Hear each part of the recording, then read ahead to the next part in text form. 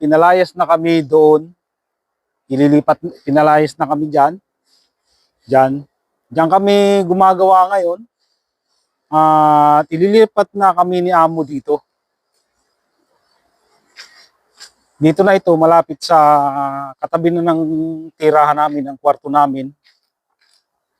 Grabe ang baho ng pintura. Dito na kami ililipat. Yan, inaayos na to. Pininturahan yung flooring. Yan. Dito kami ililipat yung pagkakalibrate ng laser leveling tools. Yan. Diyan na kami magkakalibrate at magre-repair ng laser leveling tools. At ang nangyari kasi mga kabayan ay humina yung humina yung laser leveling tools. At ang sabi nga ni Amo ay hindi na raw siya order ng mga bagong laser leveling tools kasi umu-order siya sa ibang bansa at yung mga natitirang, marami pa kasing hindi nabibenta na laser leveling tools na mga bago, yung mga natirang laser leveling tools ay ipapaubusin na lang ibenta. Hindi ko alam kung hanggang kailan mauubos yung yung mabenta yung mga laser leveling tools na stock ng mga bago na pambenta. Hanggang sa ngayon naman ay dito yung marami pang dumadating na repair, lagi naman araw-araw. At kaya kami ililipat, galing kami dyan, ililipat kami doon. Kasi nga, yung isang product ni Amo na binibenta, marami kasi mga kabayan na product na binibenta si Amo. May GPS, may laser leveling tools, mga tripod, tapos drone, tapos yung iba pang ginagamit tungkol sa engineering, sa mga construction, yung mga pagsusukat ng lupa. Marami. Nangyari kasi, biglang lumakas yung bintahan ng drone. Kasi ang marami kasi ding mga kabayan na klase ng drone na binibenta si Amo. Umu-order siya sa ibang bansa tapos binibenta niya dito sa South Korea. Kalimitan nakikita ko na tatak ng drone ay yung DJI. At yung mga pang survey parang galing naman sa Germany. Ayun, lumakas yung drone kaya yung laser leveling tools na ginagawa namin dalawang Pinoy humina. Pero hindi naman ibig sabihin tatanggalin na kami. Hindi ganoon. Ililipat lang kami ng pwesto kasi bibigyan niya ng malaking pwesto yung drone. Kasi yun yung lumakas. Ang lakas ng benta ng Amo ko ng pagdating sa drone. Ayun. Kaya, ayun, lilipat na. Wala tayong magawa, lilipat na lang kami. Ang sabi nung umahawak sa amin na Koreano, hindi daw niya alam kung hanggang ilang taon pa yung itatagal ng laser leveling tools. Ewan, malalaman sa mga susunod na taon. Pero ako naman halos 2 years na lang dito sa South Korea. Sana naman umabot pa bago maubos yung ibenta yung laser leveling tools. Pero hindi naman basta-basta mawawala ng Pinoy dito. Laging may Pinoy dito lagi. Saka hindi lang naman sa ngayon. Dati kasi laser leveling tools lang ginagawa namin. Yung tinatrabaho namin dito. Ngayon, nadagdagan na. Kasi nga medyo humina yung laser leveling tools. Nakita nyo naman sa mga nakaraang vlog ko na kami ay nagre-record na sa satellite ng GPS. Yun, dagdagan na. Kasi nabawasan na yung trabaho namin kumunti na yung bumibili ng laser leveling tools. Marami na kasi mga kabayan na karibal dito si Amo pagdating sa laser leveling tools kaya medyo humina. At pinagtuunan na lang niya ng pansin yung ibang product na binibenta niya. Siyempre wala tayong magagawa doon, ganoon talaga. Kita nyo naman, di ba?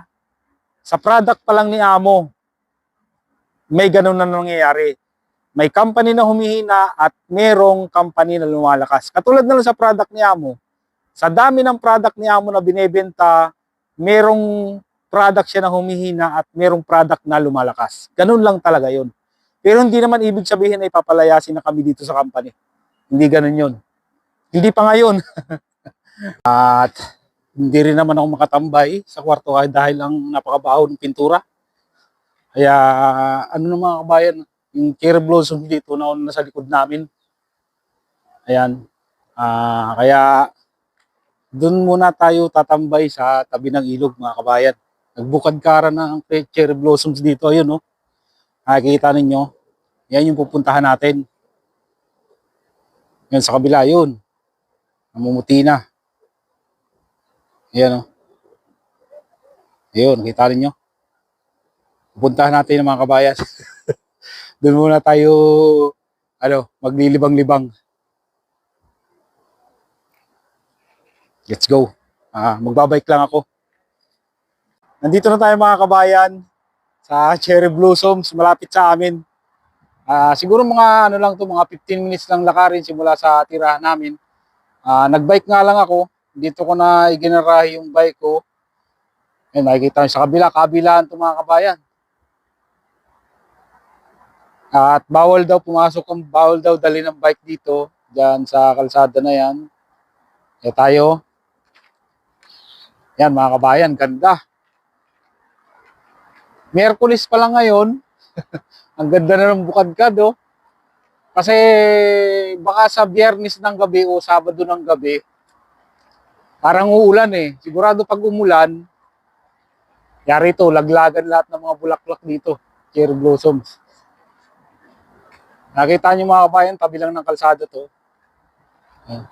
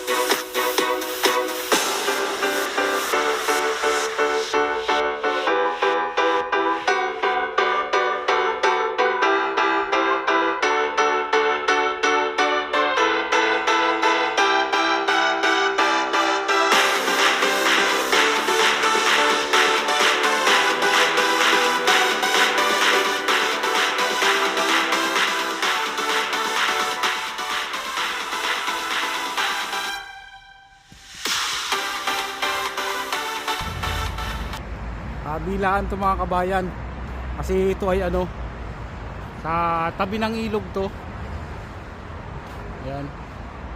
Tapos doon sa kabila mahaba to mga kabayan hanggang river to itong ilog na to, kaya yung cherry blossoms niya napakahaba din.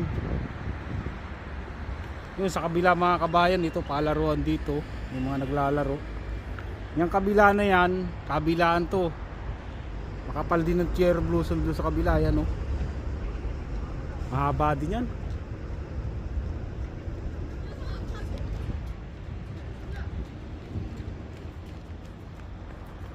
Ang dami ng mga ngayon, no. Iba dito nagja-jogging. Ayan, no. Ang kapal na hindi pa talaga lahat nagbubukadkad. Yung iba buo pa yung iba, hindi pa nakabukadkad.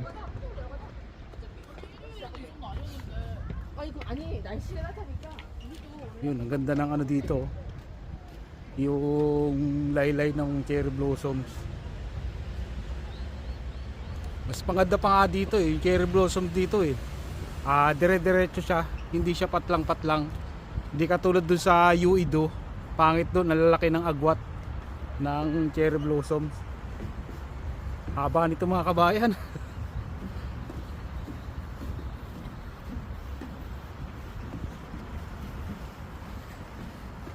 Ganito kaganda dito sa South Korea mga kabayan. Tingnan nyo, tabi ng ilog may palaruan, tapos bukod yung bike lane, tapos yung bukod yung lakaran ng tao. Kaya ganito kagagaling sa sports ang South Korea. Kahit maliit lang na bansa ang South Korea, magigaling sila pagdating sa sport kasi talagang pinupunduhan sila ng gobyerno. Pinaglalaanan talaga nila ng gobyerno yung sports dito. Ganito kayaman ng South Korea. Napakahaba ng ilog na ito mga kabayan. Lahat halos klase ng sport nilalagyan nila dito ng lugar. Ito parang tennis to, tennis nga. Naglalaro ngayon dito.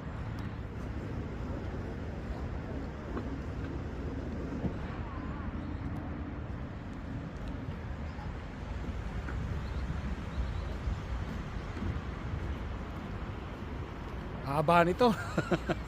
Nakakapagod lakarin ito mga kabayan. Sobrang dami ng cherry blossoms.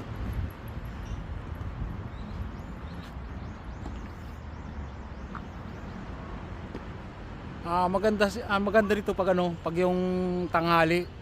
Talagang puting-puti yan pagdating ng tanghali. Hapon na kasi ngayon mga kabayan kaya medyo madilim. Pag tanghali ito mga kabayan, napakaganda niyan, puting-puti.